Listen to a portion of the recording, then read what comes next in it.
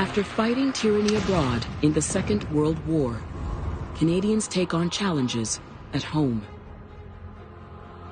Across the country, passionate changemakers disrupt the status quo and demand justice to further define Canada. We are explorers, risk-takers, and dreamers, fighting the odds in a land of extremes. Across a vast continent, we build a nation. Truly strong and free.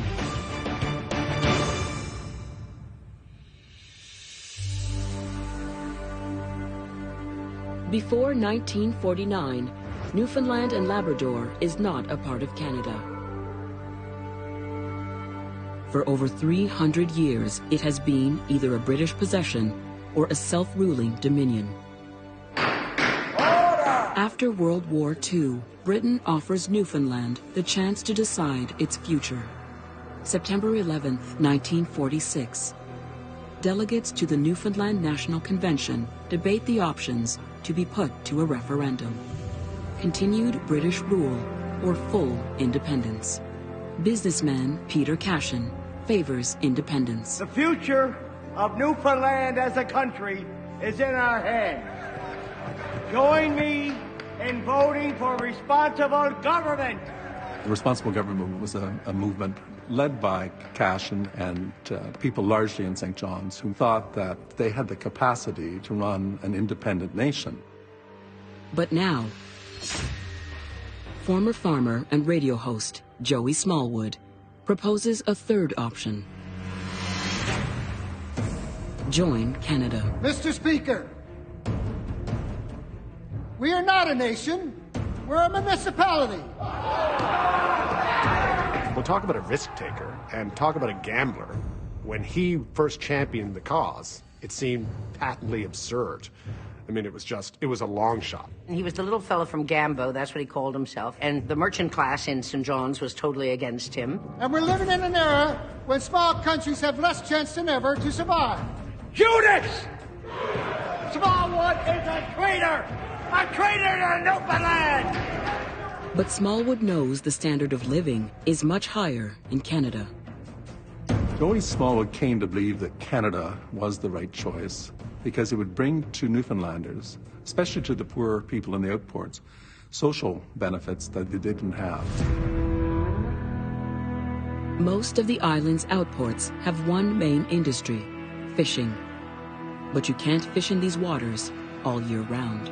To keep your family fed and clothed in the winter when you couldn't fish, the merchant would advance you a certain amount. And then in the summer you would work and you would pay that off. And then you never had any money in your pocket. What Joey promised Newfoundlanders was a richer life. They were going to have the money that came from Canada's new social welfare system, family allowances, old age pensions. October 28, 1946. Smallwood introduces a motion to include joining Canada as a choice in the upcoming referendum. All against?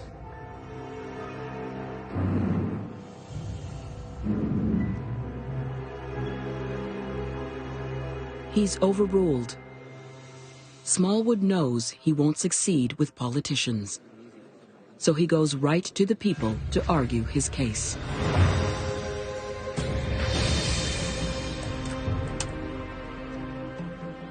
Good evening, ladies and gentlemen. He had experience as a radio host, and he used this situation as a way of promoting Confederation. 29 delegates from the National Convention, or should I say 29 dictators, have decided that you should not be able to vote for the Canadian option. Now I ask you, is this a democracy? Smallwood also appeals directly to Ottawa. And it too wants the option of joining Canada added to the referendum ballot. Canada shares Smallwood's vision to make the Rock its most eastern province. But Smallwood still has to convince Newfoundlanders.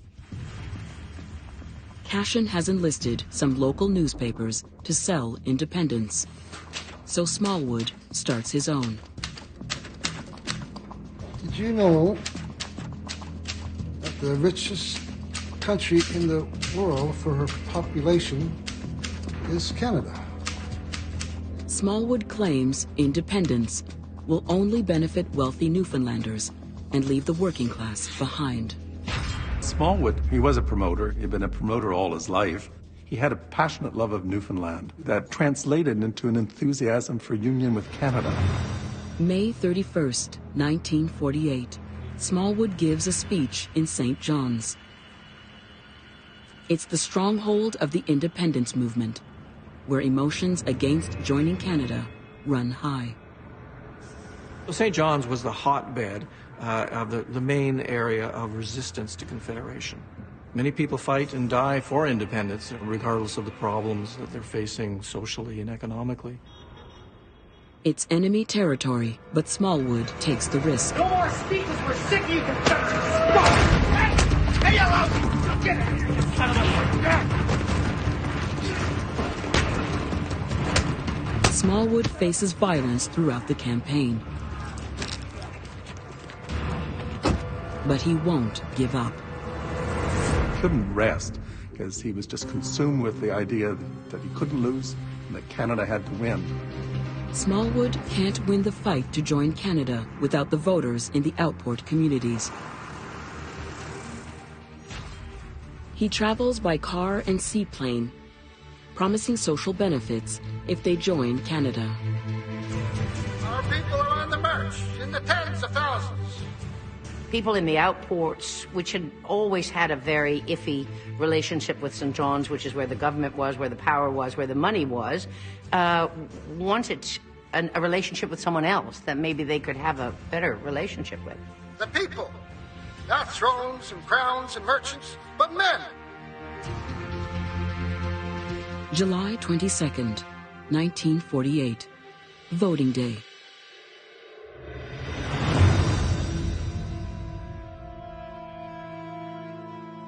Don't look very good, boss. It's 1:10 in the morning.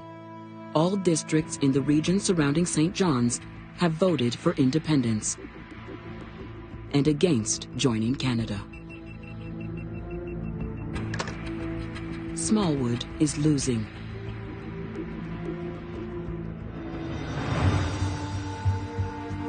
It's almost dawn when the last votes come in from the outports, where he campaigned so hard.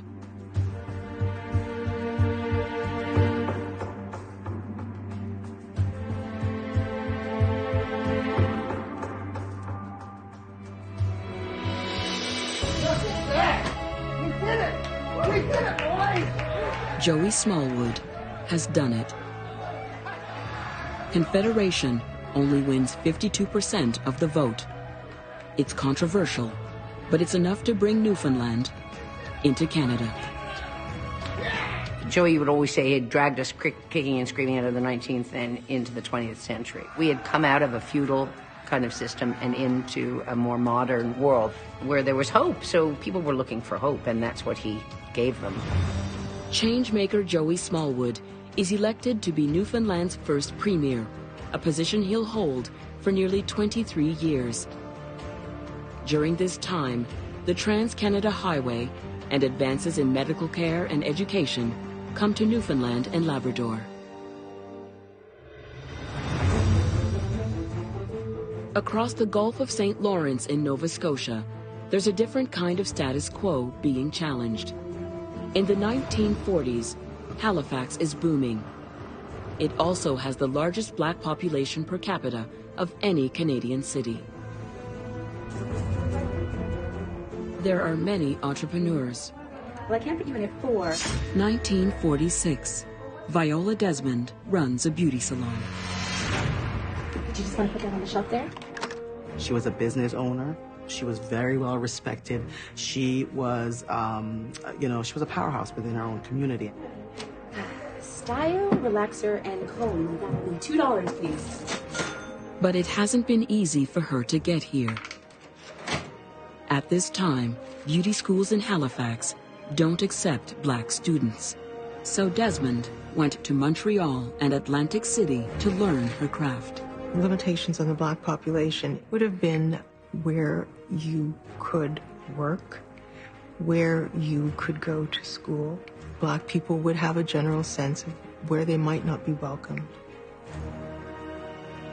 As Viola Desmond heads off on a business trip, she's about to transform not only her life, but the lives of countless Canadians when she confronts racism head on. Hello, sir. November 8, 1946. Traveling on business, Viola Desmond makes an unplanned stop because of car trouble in New Glasgow, Nova Scotia. One for downstairs, please. She takes in a movie at the Roseland Theatre. Though she asks for a main floor ticket, the cashier gives her one for the balcony. Enjoy your movie. Thank you. Because here, only whites sit on the main floor. And black people must go upstairs. Viola Desmond doesn't know this unspoken racist rule. Because where she lives in Halifax, theaters are mixed.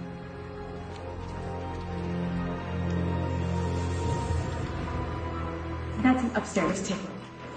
Oh, I'm sorry. There must have been a mistake.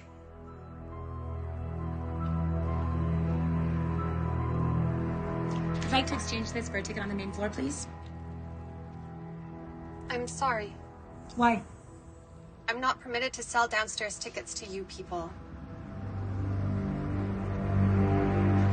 The unspoken rule has been spoken. She must have been so fed up, so sick of these laws or these rules, some of them clear, some of them hidden, that just tells you you're just not one of us. You're just not good enough. And we're going to show you that in everything we do. And I think all those things go through your head, but you also think, I'm done. I'm not going to do this anymore. She's pursued her dreams. She knows where she feels in her mind she deserves to be. So at some point deep within her, she knew there was a change happening.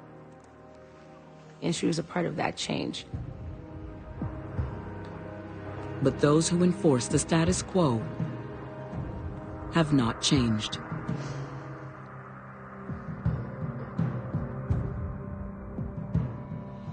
Ma'am, you can't sit here. We've got a seat for you up on the balcony. I'm fine right here, thank you.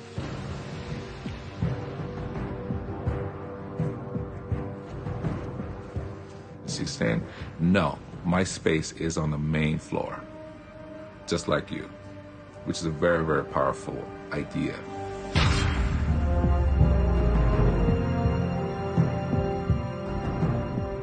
You need to move. No.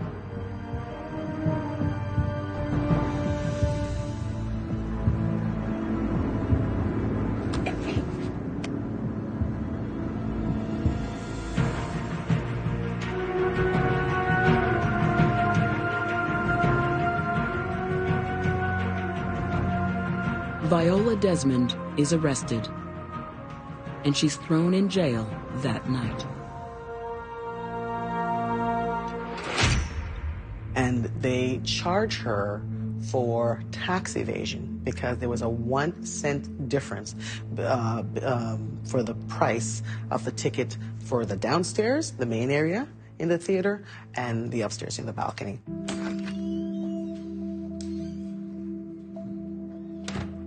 The judge finds her guilty of defrauding the government of 1 cent, giving her a $26 fine. She pays and is now a convicted criminal.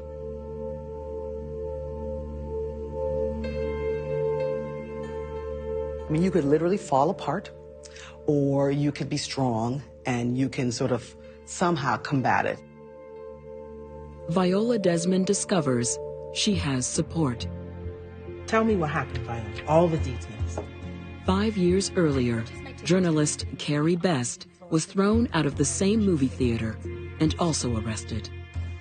And after I purchased my ticket, I walked into the theater and was immediately chased down by an usher who told me that I had the wrong ticket. She has founded the first newspaper owned and written by Black Nova Scotians, The Clarion.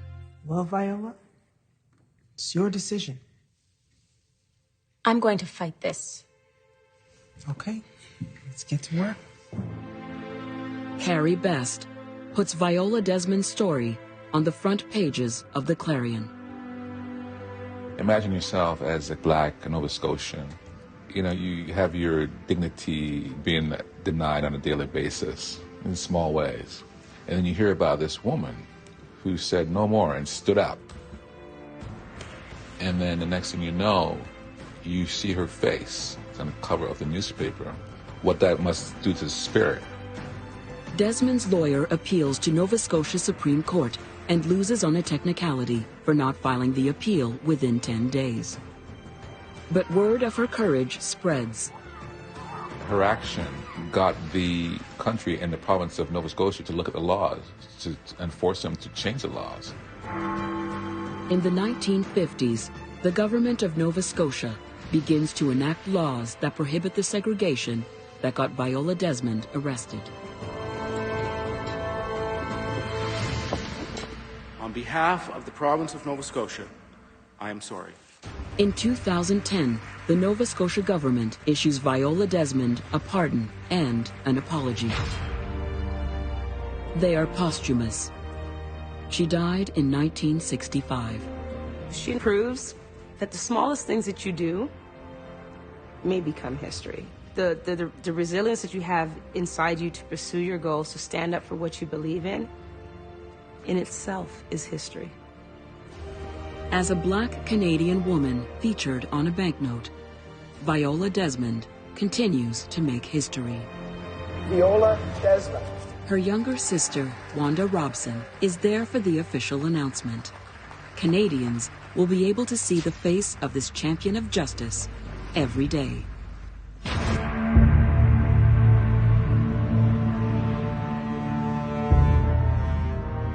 In the mid-20th century, Canadians continue to challenge the status quo. But we have failed to confront one of our darkest chapters: the residential school system. For over a century, in partnership with the Catholic, Anglican, United, and Presbyterian churches, the Government of Canada has taken Indigenous children from their homes and ordered them to live in residential schools, where their language and culture are violently suppressed. Over the years, more than 150,000 Indigenous children will be forced to live in 130 schools.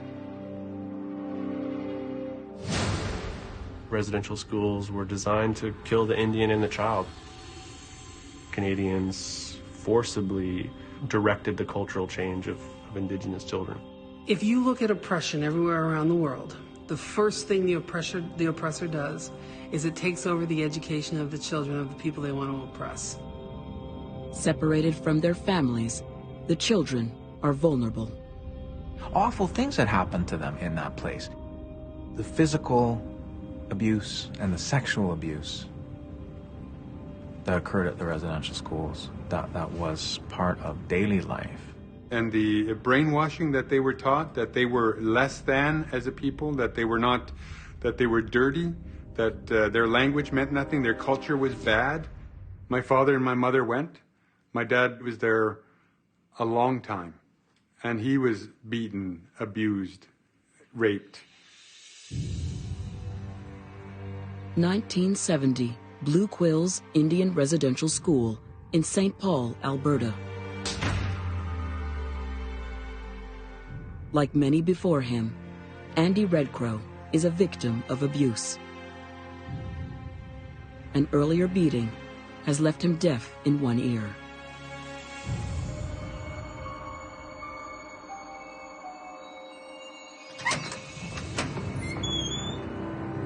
Redcrow!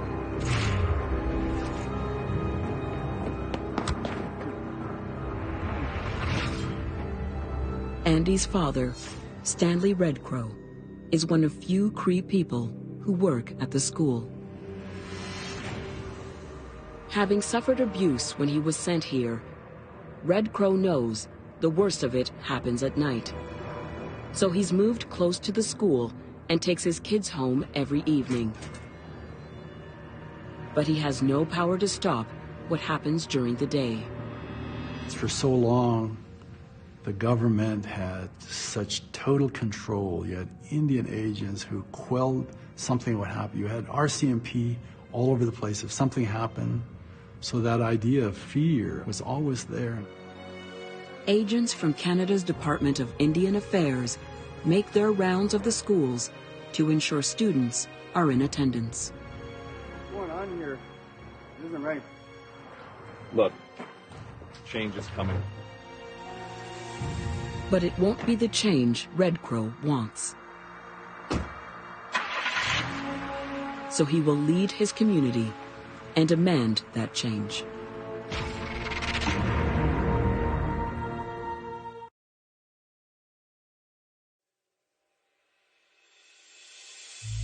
(1970) Blue Quills Indian Residential School.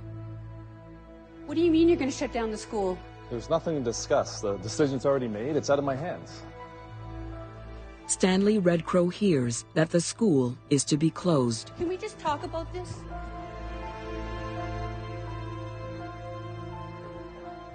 But the government's plan to assimilate these students into public schools is not what Red Crow and other Indigenous parents want.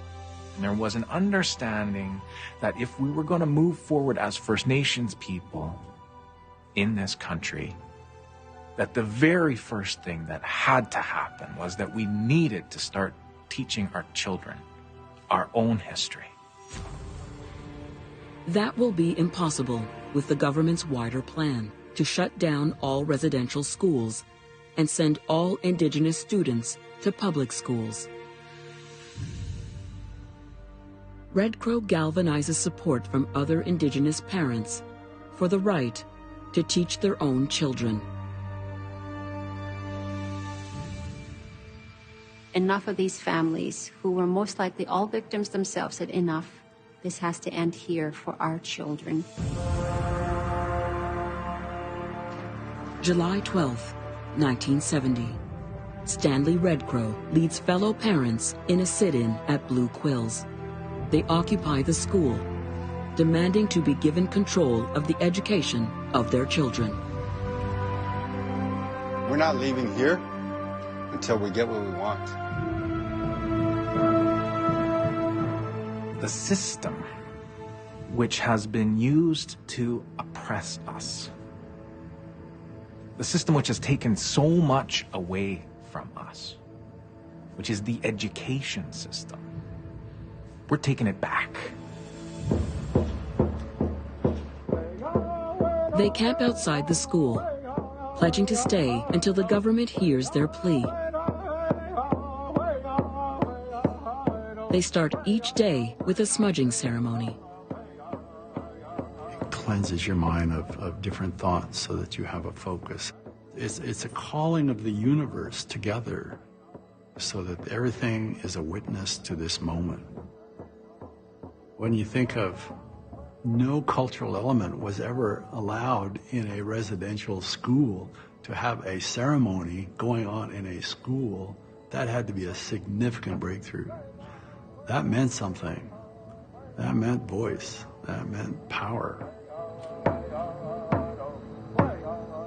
The sit-in at Blue Quills continues for 17 days as Red Crow and the other parents negotiate with Ottawa for a meeting with Minister of Indian Affairs, Jean Chrétien.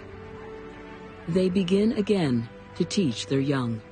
I think part of the education, giving people back their language, giving people back their culture, I think that's where the parents were so significant.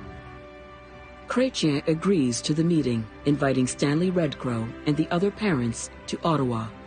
3 days of tense negotiations end when Jean Chrétien sends a letter to Stanley Red Crow. Dear Mr. Red Crow, this is to confirm my discussions with you on July 31st, 1970, at which time I agreed to the transfer of the operation of the residents and the classrooms at Blue Quills School to the Blue Quills Native Education Council. It had a bigger voice than just the Blue Quills area. Blue Quills was taken over was a sign that we could determine our own future. On September 1st, 1970, Stanley Red Crow welcomes the community to the new Blue Quills School. First time in the history of Canada that an Indian school is opened by the Indian people themselves. In 1973, Ottawa's Department of Indian Affairs begins to transfer control of all Indigenous education to band councils. It will take decades to close all residential schools, but the attempt to assimilate Indigenous peoples has been disrupted. The long road to healing lies ahead. In 2008, the Truth and Reconciliation Commission begins to collect evidence of extensive abuse at residential schools. I think we sometimes need to prove as an Indigenous community that those dark histories, the demons, if you will, don't own us. On June 11th, 2008, the Government of Canada apologizes. Some sought, as was infamously said, to kill the Indian in the child. Today we recognize that this policy of assimilation was wrong, has caused great harm, and has no place in our country.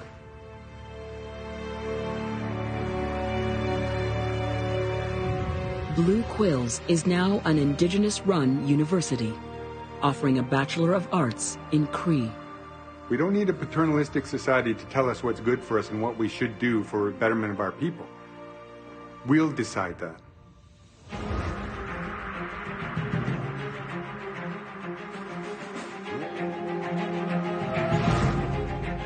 In the 1950s, another culture is also beginning to decide a new future. In Quebec, the French majority face prejudice.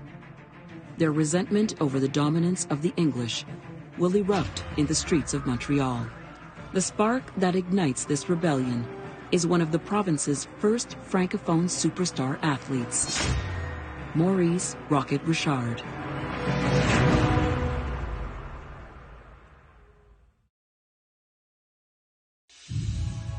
As Canadian as winter, hockey unites Canada like nothing else.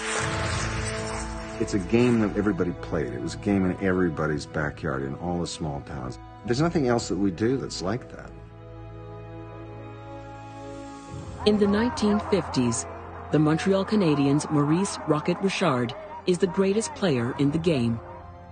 He's the first to crack 500 goals. Rocket Richard was an emblem for Quebec. French-speaking Quebec, the culture, he was our heritage. He leads his team to a record-setting 8 Stanley Cups. Loved his people, loved his culture, and loved his team, and loved his sport. Number 9, Maurice Richard, has been ejected from the game. March 13th, 1955. After being intentionally hit by an opposing player's stick, Rocket Richard escalates the fight and is thrown out of the game.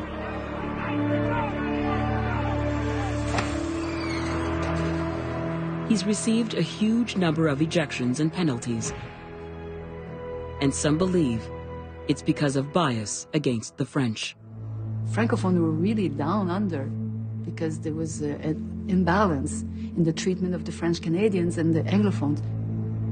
The NHL bosses are English. So is the public face of Montreal. Over 80% of Quebecers are Francophone, but most white-collar workers must speak English, leaving Francophones with limited career options. Part of Rocket's success is that Quebec was in that window of feeling inferior or inadequate. They felt like they were beholden to the English. So that was a ripe time to be in search of a hero. Having found their hero, Quebecers are shocked when they learn how he'll be penalized for this fight. The decision comes from NHL President Clarence Campbell. Maurice Richard will be suspended from all games, both league and playoff, for the balance of the current season. I'd argue that an Anglo having done the same thing wouldn't have been penalized the same way. They picked the ultimate symbol, Rocket Richard. They picked the hero, the people's hero, and they chose to supposedly bully him. March 17th, Montreal. The first game since Rocket's suspension. He arrives to watch the game. And not far away in the stands is Clarence Campbell, the man who suspended him. For Clarence Campbell, the president of the National Hockey League, to defiantly sit there at the game, that was just the grain of salt they could not tolerate. Montreal fans attack the NHL president for what he's done to their hero. A tear gas bomb is thrown. Rapidly, the atmosphere, became tense, and they had to interrupt, the game because there was a riot. The forum is evacuated.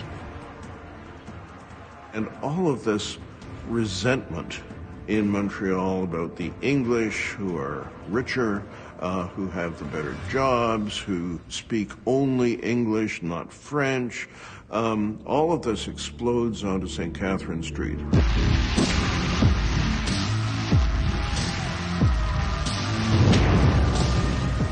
They took that event as an opportunity to scream out loud what they experienced as a frustration. Desperate to prevent further riots, Montreal city officials implore the Rocket to speak to the people. March 18th, 1955.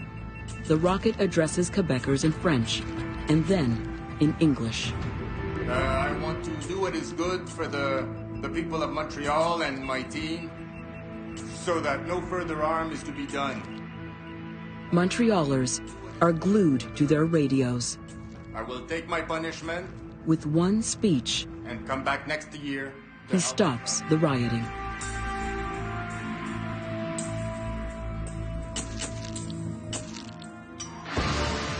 Over the next decade, Francophone Quebecers assert more influence over business in what will be called the Quiet Revolution.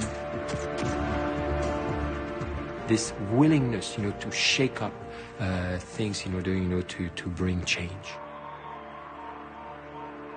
In 1967, Quebec invites the world to its biggest party, Expo 67, one of the most successful World's Fairs of the 20th century. In Montreal for Expo, President of France, Charles de Gaulle, utters a phrase that galvanizes Quebec nationalists. Vive le Québec libre! It's a startling and shocking moment. If you were even the mildest kind of Quebec nationalist, it must have been absolutely electrifying. De Gaulle echoes the phrase used by militants calling themselves the Front de Libération du Québec, the FLQ. The members of the FLQ were young French Canadians dreaming of building a better society, and for them a better society was a society where French Canadians would be independent. Quebec would become an independent country. Independence from Canada is starting to be debated. But the FLQ don't debate. Throughout the 1960s, they set off over 200 bombs targeting English homes and symbols of English power. They would issue a statement saying, we are the FLQ. But up until 1970, it was a marginal group. Different cells within the FLQ work independently of each other. On October 5th, 1970, one group escalates their tactics. In Montreal, they arrive at the diplomatic residence of British Trade Commissioner James Cross. A gift from Mr. Cross? Please wait.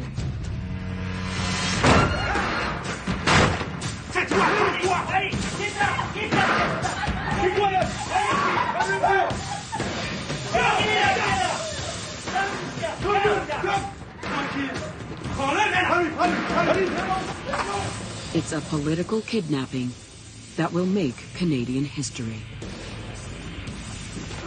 What the FLQ now unleash shocks the country.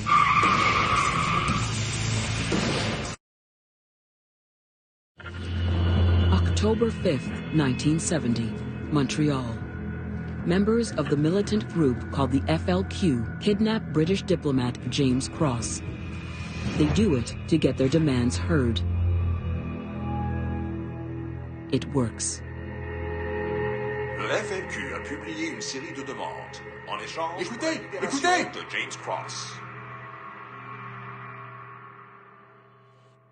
They want the FLQ manifesto to be read on television, freedom for imprisoned FLQ members, money, and asylum in Cuba. Or else what? Or else you'll be executed in 48 hours. What the FLQ is trying to do is to stimulate revolutionary enthusiasm by demonstrating that what they had done was possible, was feasible, was important. This was intended to bring larger numbers of Quebecers out onto the streets in their support. The kidnappers discover that the provincial government has met one of their demands when the manifesto is broadcast. It calls for independence from Canada and French control of Quebec's destiny. I think very few people agreed with the actions of the FLQ. But when the manifesto was read, those ideas, it was a profound will to be understood and to reflect and give a voice to people that never had a voice at that point. On October 10th, the government announces it won't meet the other FLQ demands. Le FLQ a pris Pierre Laporte, le ministre du Travail du Québec, en otage. A different cell of the FLQ carries out a second kidnapping. Provincial Cabinet Minister Pierre Laporte.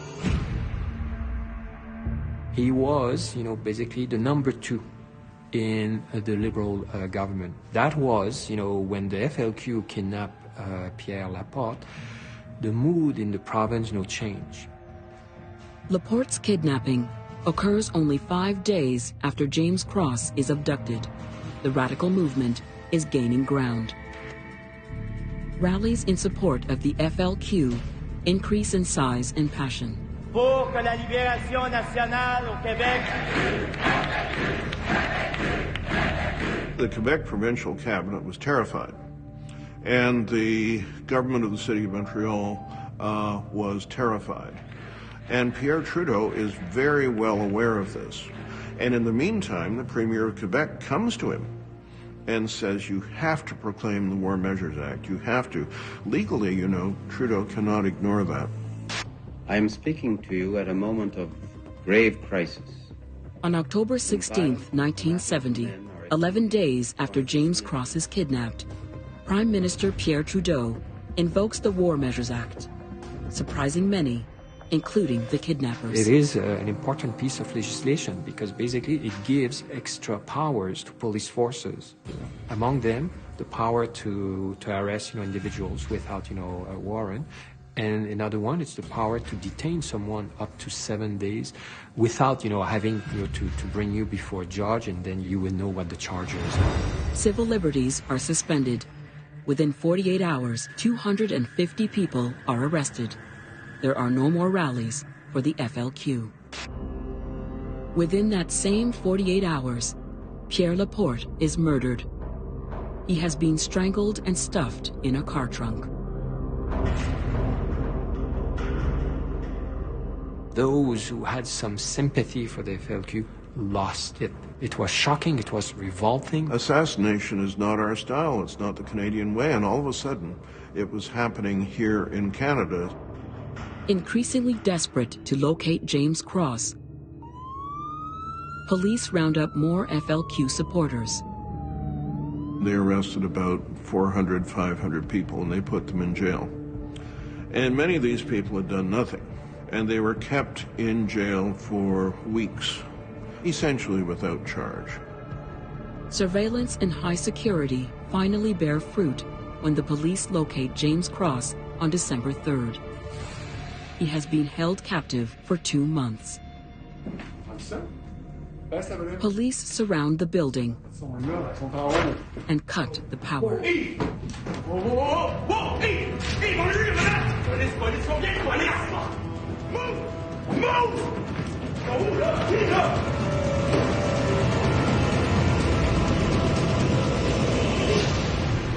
They negotiate till dawn.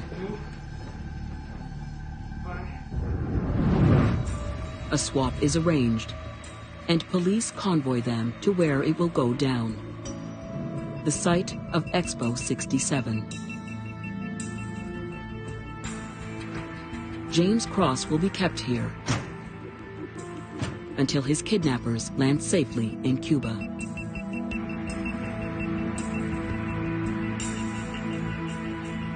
The kidnappers get their deal, and no one continues the FLQ style of rebellion in Canada.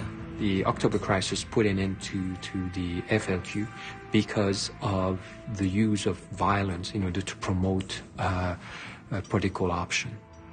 We're not used to have this very polarized situation with extremist views. It left us with a big questioning about how far do we want to go to get to that freedom. In 1976, the people of Quebec elect René Lévesque as premier, peacefully sweeping the Parti Québécois to power.